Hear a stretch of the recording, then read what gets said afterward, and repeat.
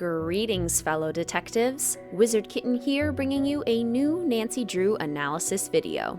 Today's video is brought to you by the patrons over at Mystique Manor and by all the official Fellow Detective channel members. If you too would like to support the channel and gain access to exclusive features, check out patreon.com/wizardkitten to become a patron, or click join next to the subscribe button to become an official Fellow Detective.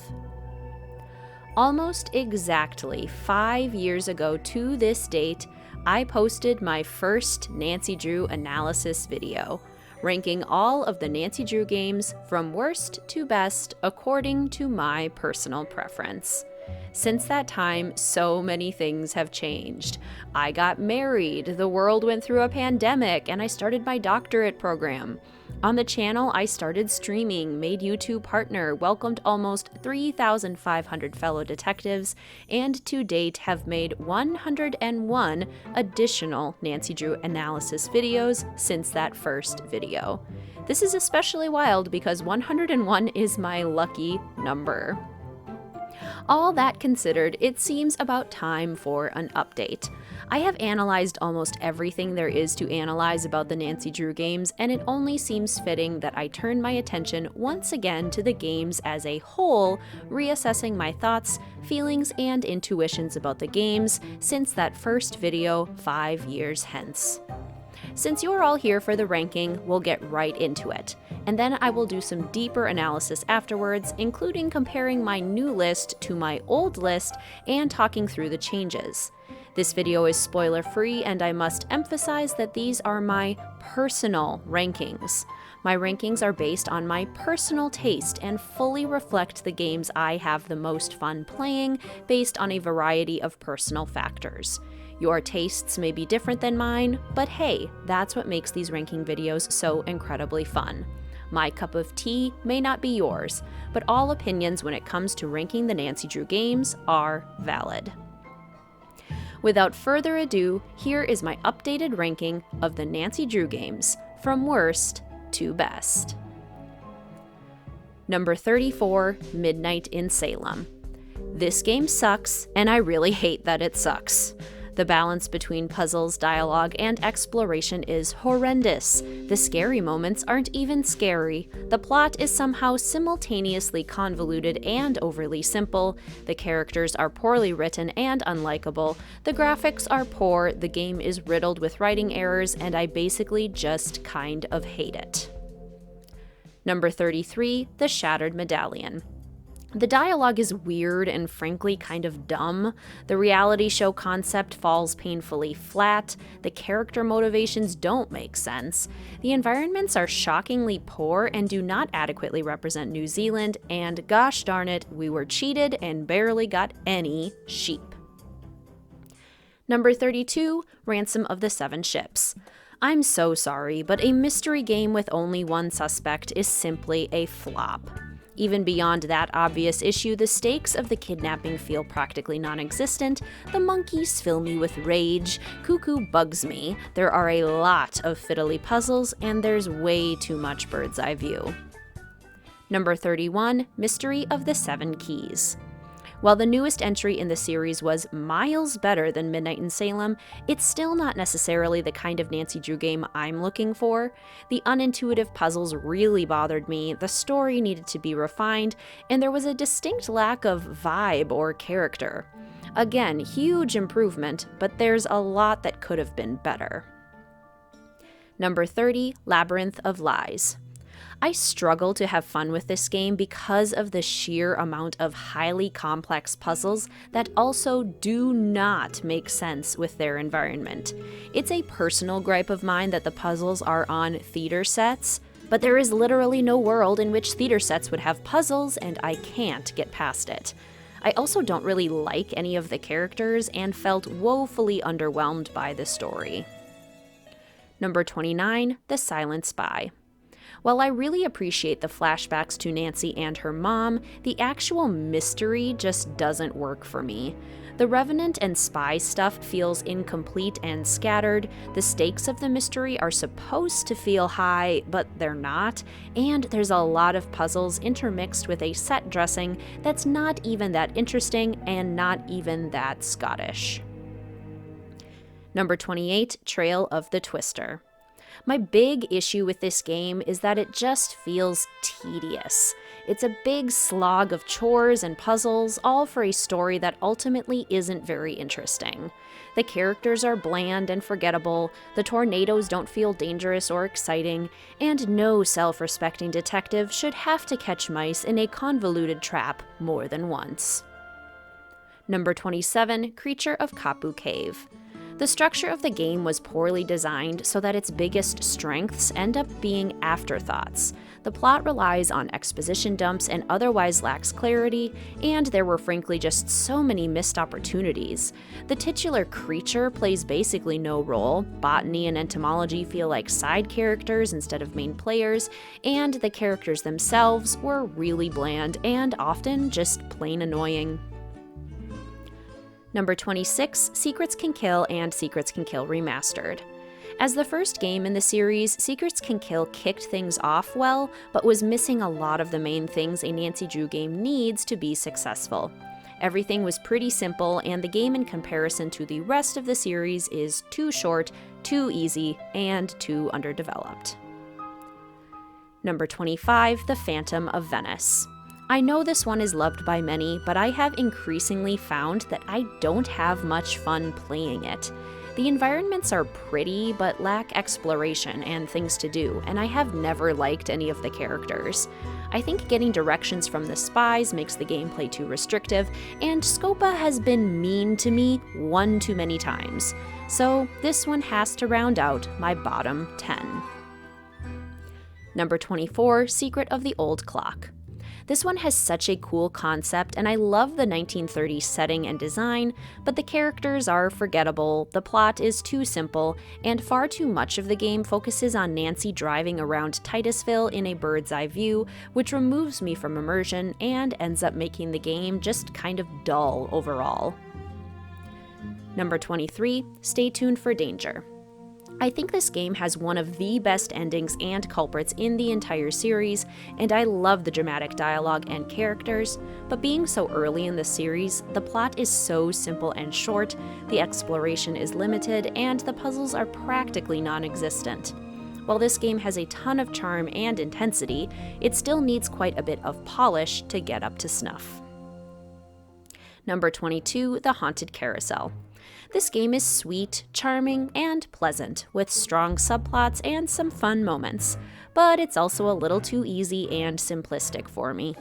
The amusement park setting looks fun, but could have been more developed, the characters were decent, but could have been more developed, and the scare factor could have been more intense. Not bad by any means, but just a little bland. Number 21, Danger by Design.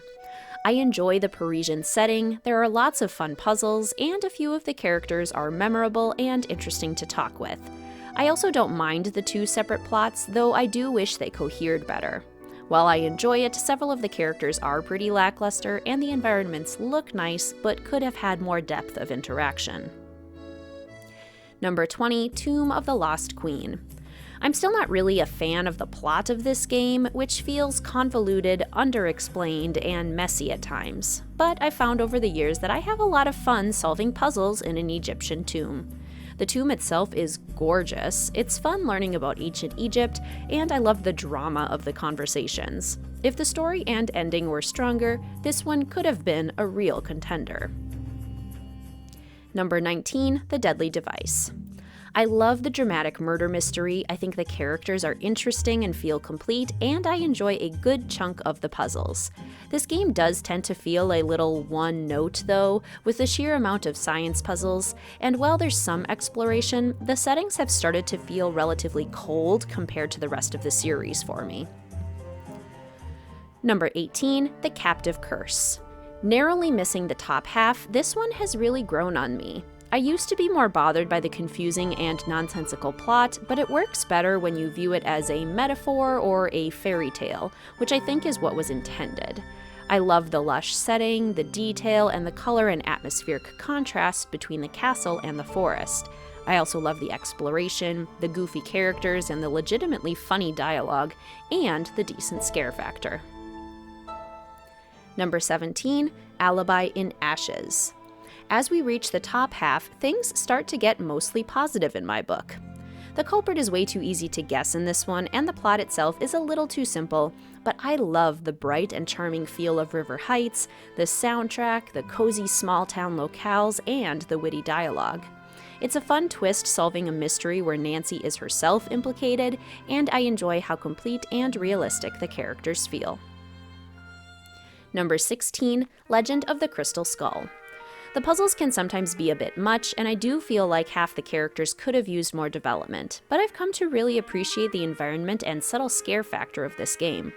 The rain feels both cozy and spooky, there's tons to explore at Bollet Manor, and having Bruno's journal as a guide makes the game feel a lot more doable, which helps make the sheer amount of puzzles feel less overwhelming. Number 15, Haunting of Castle Malloy. There are 2 or 3 pretty rough puzzles in this one, and the characters overall feel a little flat, but I adore the spooky atmosphere, music, setting, and scare factor of this game. It has so much charm, and while it gets pretty wacky and unrealistic at times, it also makes the game memorable and seriously fun to play. I love the sheep, I love being the mix maid, and I love exploring all the creepy, isolated locations while solving some pretty fun puzzles. Number 14, Secret of the Scarlet Hand. This game boasts the best museum of the series and is hands down the most educational, which I genuinely appreciate. The puzzles and learning are so fun, the environments feel so cohesive and have a lot to do, and the characters are memorable with fun and interesting dialogue. There's a little too much phone and computer time for my liking, but I have a great time with this one. Number 13, White Wolf of Icicle Creek. The elephant in the room for this game is, in fact, not an elephant at all, but a certain fox and a certain goose. Beyond fox and geese making me want to tear my hair out, I absolutely love this game. The lodge feels warm, cozy, and homey. I love the cooking puzzles. The large cast of characters is pretty well balanced and fun to interact with. The rest of the puzzles are challenging but fun. The snow is beautiful and atmospheric, and the white wolf is such a cool addition. Number 12, Shadow at the Water's Edge. Besides the 2 very long and unnecessarily difficult puzzles, this game is so fun and exciting to play. It has some of the best scare factor the series has to offer, the ryokan is beautiful and fun to explore, the characters are distinct and memorable, the story is fascinating and has so many details to uncover, and the language and culture of Japan are main players, making the game both educational and really fun. Number 11, Sea of Darkness. This game is very puzzle heavy and can start to feel a bit long at times, but other than that, I adore it. The atmosphere is gorgeous, with northern lights and gently falling snow, and roaring fires and crashing waves and beautiful music. The locations are varied, fun to explore, and full of great details. The characters have incredible depth and are memorable and fun to interact with, and the story is really exciting and feels like a thrilling treasure hunt. Number 10, Ghost of Thornton Hall. We've finally made it to the top 10, where I basically have nothing negative to say. All the games that make my top 10 are my favorites that I absolutely adore, just for different reasons and slightly different intensities. So Ghost of Thornton Hall at number 10 has stunning environments that are terrifying, spooky, and full of detail, fantastic gothic scare factor, a complex storyline with equally complex and compelling characters, interesting dialogue, great drama, and a nice balance of challenging but still fun puzzles. Number 9, Treasure in the Royal Tower. There's so much to love about this classic, from the gorgeous library and the massive castle to explore, to the deep and moving plot and the exciting treasure. Wickford Castle is incredibly cozy and charming, the wind and snow make for a comfy atmosphere, the subplot in this game is one of the best in the whole series, and the characters are all so fun and memorable. Number 8, The Final Scene. This was my first ever Nancy Drew game and will always be so special to me. I am obsessed with how good the mystery and ending are in this game and how well done the stakes, drama, and adventure are executed. The Royal Palladium also has such a perfectly eerie and yet grand feel. The characters are so unique and funny, the puzzles are beautifully balanced and integrated marvelously into the plot, and the game is just so incredibly exciting. Number 7, Last Train to Blue Moon Canyon. A nearly flawless plot, a gorgeous and fun to explore train, a spooky, cohesive, and beautiful set of environments, and a huge cast of balanced, memorable, hilarious, and interesting characters. I love the subtle scare factor. The Hardy Boys are at their best in this game. It's so cool how the environments expand midway through, and I love how effortlessly the puzzles work with the plot. Number 6, Secret of Shadow Ranch. This game wasn't my favorite as a kid, but as an adult, I've come to realize just how much this game should be appreciated. It is excellent all around. The story is complex and interesting, but flows beautifully and effortlessly between past and present. The characters are interesting, the dialogue is fun, and the cast works together seamlessly. The puzzles are balanced and integrated marvelously into the plot, the settings are gorgeous and full of exploration opportunities, the horses and chickens are a fun addition, and the music pulls everything together. And now, my top 5, which you may have already noticed has in fact changed in the last 5 years. Number 5, Curse of Blackmore Manor. I've always loved this game, mostly because I'm obsessed with England. Thankfully, the game does it justice, with the massive, grand, and spooky Blackmore Manor as the centerpiece. I love exploring the manor and uncovering the labyrinthine and mysterious history of the Penvillin family. I love the scare factor, the plots that weave together past and present beautifully, the humor and charm, the unique and interesting characters, the secret passageways, and the puzzles, which, while difficult, feel so satisfying given their purpose. Number 4, Danger on Deception Island. One word, vibes. This game delivers the vibes like no other.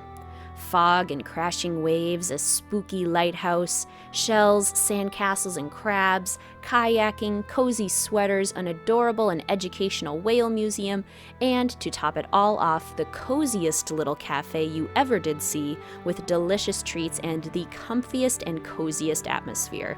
Beyond that, I think the story is excellent, with great detail and a fantastic ending.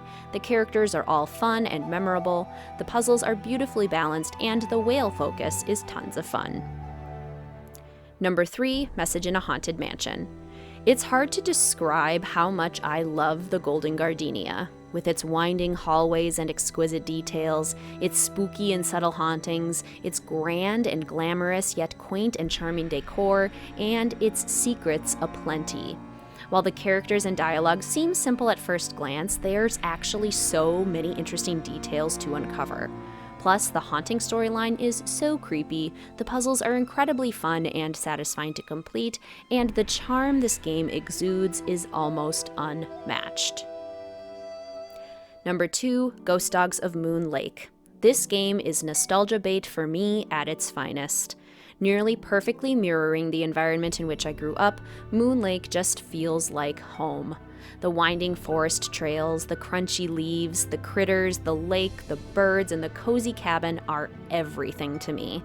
Then add in a terrifying, haunting mystery, massively exciting exploration, kooky and compelling characters, balanced puzzles, epic phone friends, and a banging soundtrack, and you have one of my most favorite games of all time. But my absolute favorite can only be the one and only, the reigning champion. Number 1, Warnings at Waverly Academy. I have always loved everything about this game, and I mean everything. The plot feels high stakes without being intense. There's an amazing twist I never saw coming. I love the integration of Edgar Allan Poe and all the historical elements. The characters are so realistic and dramatic, and each one is fascinating to interact with. The dark academia setting with its dorm rooms, cozy sitting areas, snack shop, library, and autumnal courtyard speak to the very depths of my soul. The music is flippin' fantastic, and the puzzles are the perfect challenge without being overwhelming. I adore this mystery because I can easily picture myself at Waverly solving a mystery as Nancy Drew. so it quite simply feels like home, right where my heart belongs. So there you have it, fellow detectives, my new official re-ranking of the entire Nancy Drew series. Now, let's talk patterns and changes. Eagle-eyed detectives will notice that of my top 10 games, 8 of them are now classics, with only Warnings at Waverly Academy and Ghost of Thornton Hall making the final cut at spots 1 and 10 respectively. As I've gotten older, my priorities in games have shifted somewhat. I now prioritize atmosphere, vibes, fun, and comfort over most things. If a game can deliver those elements and present me with a compelling story, then I'm probably going to love it. My top 10, and my top 5 especially, have become much more cohesive. All these games are dark academia or comfy cozy and pull on my nostalgia heartstrings. I can immerse myself in them entirely and enjoy the escapism they offer without feeling stressed, overwhelmed, or annoyed. With these changed standards in mind, some games rocketed up several spots while others plummeted. The biggest drops were Ghost of Thornton Hall and The Deadly Device, both dropping 7 spots, and Sea of Darkness, which dropped 6 spots. While I still love all 3 of these games, and they still deserve very high praise, they don't rank as highly for me now because I have more fun playing cozy and frankly easier games that are still complex but not as hard. Meanwhile, the biggest coup was definitely Message in a Haunted Mansion, which rose 6 spaces and clinched a spot in the top 5, and Haunting of Castle Malloy and The Captive Curse, which both rose 5 places. Tomb of the Lost Queen also rose 6 spaces, but it was pretty low to begin with, so it doesn't feel like it got that much higher comparatively. Once again, though, vibes and gameplay experience really helped bump up all of these games to higher heights. Another interesting tidbit is that when I did my ranking 5 years ago, we only had 32 Nancy Drew games. Since then, Midnight in Salem and Mystery of the Seven Keys were both released. It shouldn't be a surprise to anyone who watches this channel that Midnight in Salem solidly clinched the very last spot. But it may be interesting that Mystery of the Seven Keys also couldn't get out of the bottom 5. It's still an improvement, but I hope future releases prioritize clean, coherent storylines and design an atmosphere rather than just fancy graphics and quote-unquote creative choices. Finally, fellow detectives, I would love to know what you think of my list. What games do you agree with, and where do you disagree? If you'd like to leave your full personal ranking of the games in the comment section, please do. I love to compare lists and see how our choices differ. If you've ever ranked and then re-ranked your lists, what games have you noticed changing, either positively or negatively? And what do you prioritize in your top 5 or top 10 games? Let a Wizard Kitten know in the comment section down below. If you really enjoyed this video, please consider hitting that like button or tipping me for the video with a super thanks next to the download button right beneath the video. If you would like to come join a fantastic group of fellow detectives at Mystique Manor as a patron for the channel, gain access to exclusive content, and support the making of more content like this, please check out patreon.com/wizardkitten. I also have channel memberships with exclusive badges and emojis to use during streams and in the comment section. If you'd like to support the channel by becoming an official fellow detective, click join next to the subscribe button. Please feel free to follow the channel on Instagram or Discord linked in the description box down below.